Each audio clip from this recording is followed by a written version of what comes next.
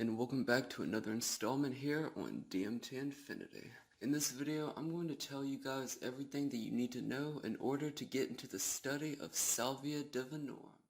If you enjoyed this video, feel free to subscribe to my channel, put a like on this video, and if you're feeling up to it, donate some money to my GoFundMe page so that this channel can produce higher quality content more than just a couple times a week. Regardless, I do hope that you guys enjoyed this video and are able to learn something new from it. So let's begin. Salvia Divinorum is usually referred to as just salvia. It is an herb in the mint family found in southern Mexico. The main active ingredient in salvia that causes you to trip is called salvinorin A. The Mazatec shamans used this herb to perform rituals for curing people and to receive visions during various rituals. However, in more recent times, Salvia Divinorum has gotten a lot of media attention over the past 10 or so years. It's been categorized as a quote-unquote killer legal drug. While salvia is legal, that's pretty much all the reports actually get right. You see, there's a world of confusion surrounding salvia, and the simple truth about salvia is that they're often skewed. There's a vast interest in making salvia appear more dangerous than it actually is. So let's look at salvia from the brain's perspective.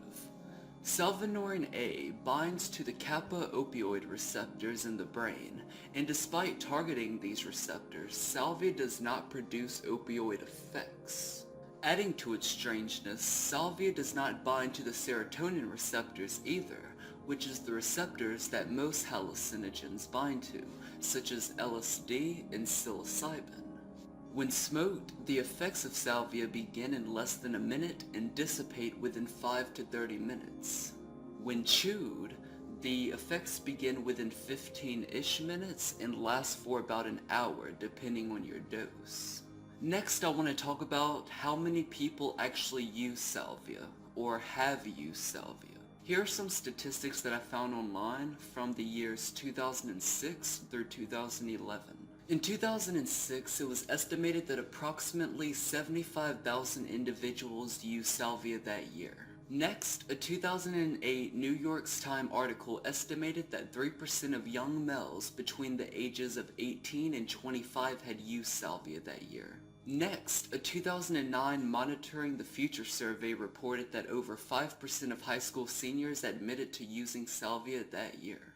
And then, a 2011 Monitoring the Future survey reported that 1.6% of 8th graders, almost 4% of high school sophomores, and almost 6% of high school seniors admitted to using salvia that year. Now keep in mind, if 500,000 people worldwide were to use salvia in a single year, and only 2,000 of those people were actually interviewed in a study like this, then it could be looked at as though only about 2,000 people used salvia that year, when in fact 500,000 people used salvia that year. So studies like this are interesting and can certainly teach us a thing or two, but they should still be taken with a grain of salt. But given what we know from these studies that are literally over 9 years old, I would personally assume that salvia is probably used just as much as substances like kratom, morning glory seeds, and Hawaiian baby woodrose seeds. Though I have no evidence to back this up, so we'll just leave that as being my own personal assumption based on the statistics and what I personally know. Anyway, I just want to say that the statistics and facts about salvia do show that salvia isn't the quote-unquote killer drug that it's made out to be. Yes, salvia abuse and potential addiction are a real public health concern, as is the case with any type of drug abuse. But still, no one has ever died as a direct cause of salvia, and very few people have been seriously injured while tripping on salvia. Remember, any sort of drug use can be dangerous depending on how you use it. Hell, even sugar can cause diabetes. But the fact of the matter is that the media often does report inaccurate information about drugs, and I would rather not have my fellow man blinded to the facts. Anyway, I digress.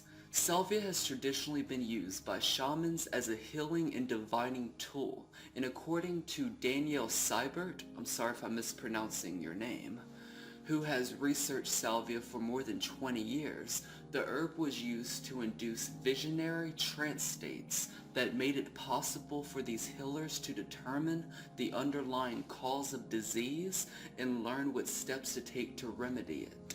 Often, salvia is mistaken as a legal alternative to marijuana, but the fact is that it is literally nothing like cannabis.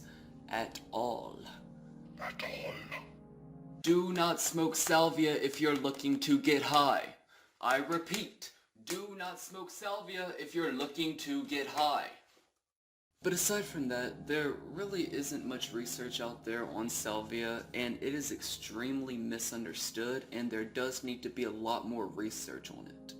Personally, I don't think that salvia is for everybody. That includes most psychedelic enthusiasts.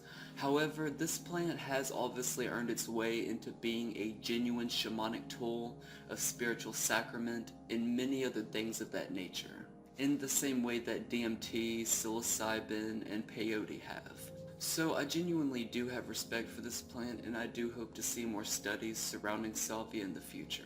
Nonetheless, I do hope that you guys enjoyed this video. If you did, leave it a like, subscribe to my channel, and all that other stuff. Hit that bell notification to be notified each and every single time that I upload a brand new video. But as always, I'm your host, DMT Infinity, and I will catch you all in the next one. Peace.